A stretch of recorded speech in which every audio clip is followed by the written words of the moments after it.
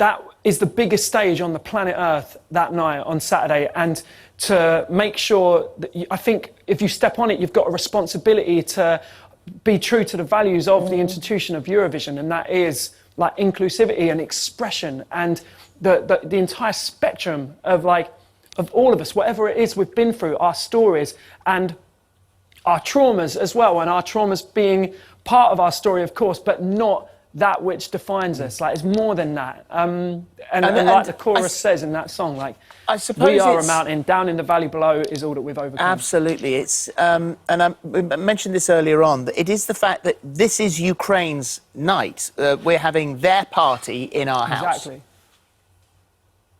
Exactly. I'm probably driving everyone wild. I keep saying it, but like, it is that sentiment. Exactly. You've got it like spot on, Phil. It is.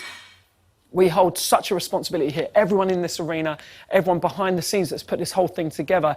This is an imperfect solution in an imperfect world, but we will make it perfect and we'll do the best possible job that we can. And I'm seeing it in action right now, and all of us are. Like, it's so, it lifts up the history, culture, art, everything of Ukraine. It feels glorious, and they've smashed it out of the park. I'm chuffed.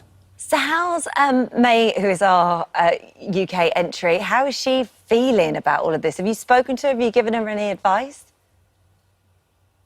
I haven't seen her. I spoke to her. I sent her a voice note as soon as I heard that she was announced, just wishing her the best of luck. I know that it gets noisy online and outside of yourself. There's a lot going on. So I just wanted to say, like, just enjoy this, like I said, this bonkers experience, because it's hard to explain. It often happens once in a lifetime, and it's something that really, when in the world of music, where usually in music, right, energy is directed one way towards the person on stage, Eurovision's different. It's cyclical, it's a conversation, it's a dialogue. Well, you said that it gets very noisy online. It definitely does, because there are super fans.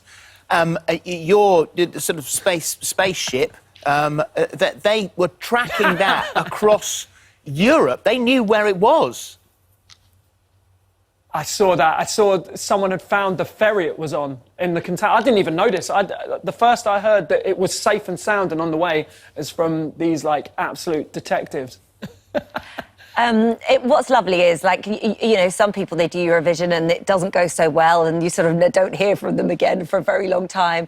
Your success has been huge. You've just finished your tour. I think probably one of the most poignant moments for you was at the Hammersmith Apollo very, very recently, and you had a very special guest in the audience, didn't you?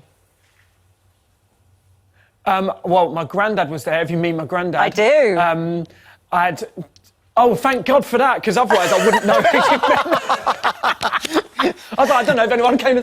No, it was so cool, like, seeing him up there, adjusting his hearing aid. Like, sorry, Granddad, if you're watching. But, like, just knowing, like, he's getting to experience this, and we get into, like, after seeing and dropping me off at so many gigs or whatever, and just supporting when there was no one there, and seeing my family, my partner, all these people, like, be together. This is a team effort. I always said it from the beginning, you know, like, and that's the same for most artists out there. You see one person on stage, but the people behind these people that are making the wheels turn, and the support networks are significant. Well, good morning to Grandad Pat, who is 91, and we'll be absolutely thrilled he got another mention. Just finally, I mean, you would rather it wasn't a contest, that it didn't even have that word in it, wouldn't you?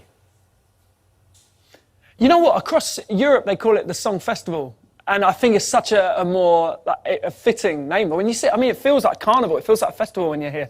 And it takes the sort of the teeth out of that aspect of it. Like, let's be real. There's the element of the scoreboard is entertainment purposes only. We all, like, ask each other, you can't score music, right? How can you score, like, Bob Dylan, for example, against the Beatles, against Iron Maiden, against Whitney Houston? You can't. Like, it's completely, it's expression. You can't score that. But, of course, it is what it is. And it makes for fantastic entertainment. Well, it does, and we'll all be watching Saturday night, 8 p.m. on BBC One.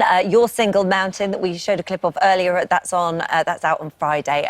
Enjoy the night, won't you? Have a great time. Bless you. And you guys too. Are you coming up? Are you watching the show? Are you I'll be staying in watching it London from my watching it? sofa. Got a party to go to. A Eurovision party. Enjoy it. Eurovision yeah. party, yeah. Not just Have a another blast. one. Yeah, definitely. Take care, Sam. Yeah, loads of love, guys. I'll speak to you soon, yeah? Bye. And Bye, you bye, too. bye. And you too.